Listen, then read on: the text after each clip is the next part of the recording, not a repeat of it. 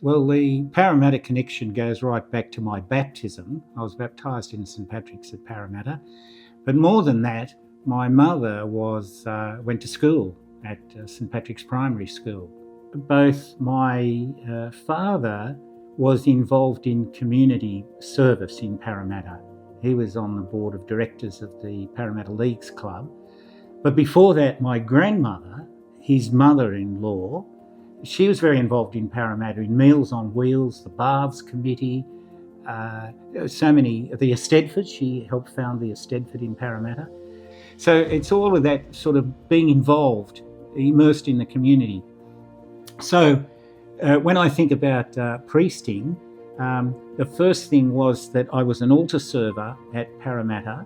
That just sort of led on to thinking, well, maybe I could be a priest and serve in that particular way.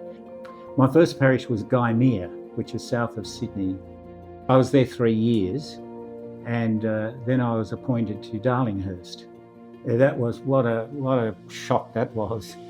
Darlinghurst for me was St Vincent's Hospital, and I hadn't seen a dead body until I went to Darlinghurst, and then I used to see 4 before breakfast. That was where the boy became a man, seeing there, the tragedy of those accident victims that came into the casualty there.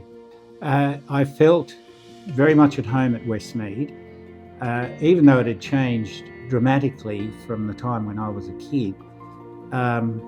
People that I'd gone to school with were still living at Westmead, and you were welcomed into their home, and you were one of them. That was a marvellous feeling, that acceptance. So that was my first parish, was Westmead. Loved it there. Was there for 6 years, and then got moved to Parramatta, where I was the Dean of the Cathedral at Parramatta.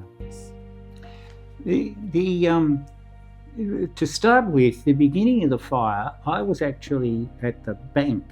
I waited for this fellow who was doing the parish banking to finish, and then we went home and we came down Villiers Street, and I looked up and I said, "Hey, Ross, the cathedral's on fire. Look at the smoke coming out of the slate." And he said, "Oh, don't worry, we'll be able to put that out. There's not too much smoke." I said, No, the history of cathedrals is once the fire gets into the ceiling, that's it. Take a last look. That's the end of our cathedral. It's going to burn down to the ground. The fire spread so rapidly, so quickly. Then the firemen came, and so that was devastating. Just watching the stained glass windows, they didn't break or crack, or they melted, and brown substance oozed down the window sills on the stone down to the bottom of the ground. It was a nightmare. Like, it was unbelievable that this had happened. And I knew straight away that there was an arsonist involved. And then a police officer, he came and said, we think we've got the man who lit the fire in the cathedral. So that was satisfying to know that there was, that he hadn't got away anyway. That was. I had a bit of a sleep for a few hours, and then went back, and the firemen couldn't put out the fire in the steeple.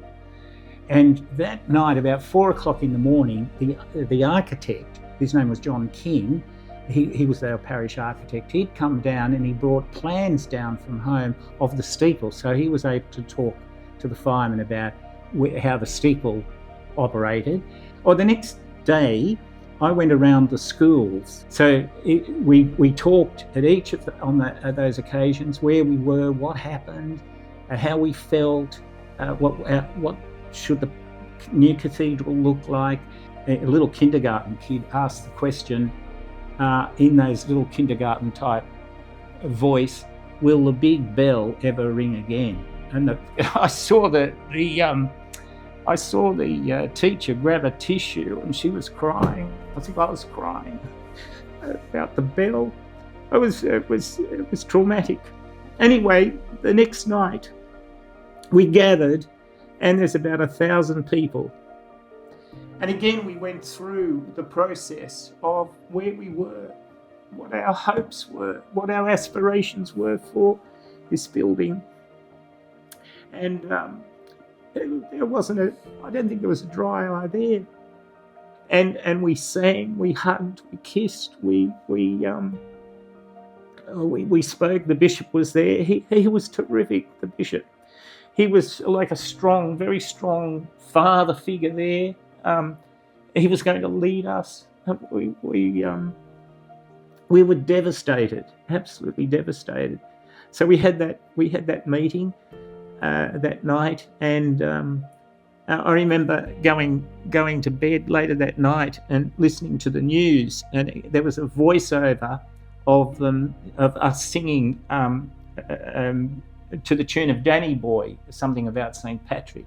There was a hymn to St. Patrick, and that was an awful experience. So then, anyway, the rebuilding process then began. Yes, well, the whole diocese got behind the rebuilding project. Everybody came together, and the publicity from the media was terrific. There was no negative publicity, none whatsoever. It looks a bit strange for the person who's not used to it. I might say, because the seats face each other. That's the first thing that people say, I don't like it, the seats face each other. And the idea is to be around the altar. Because in Catholic worship, in Catholic liturgy, the altar is quite a significant piece of furniture. Now that I've retired and I think back over my life, I can see the contribution that the diocese and the people have made to me as a person has been quite significant. The corollary of that is I would never have had the opportunities that I've had in life had I not joined the priesthood, of being so intimately involved with people at a time of need and crisis. That's a great privilege. It's a big honour to have been invited into people's lives at these dramatic times. Many times I felt like giving it away, many times.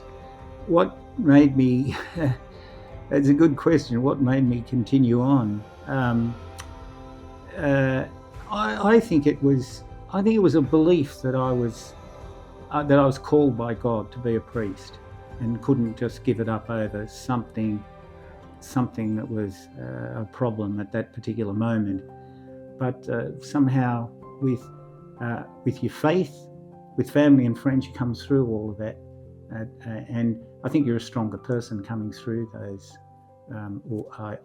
ordeals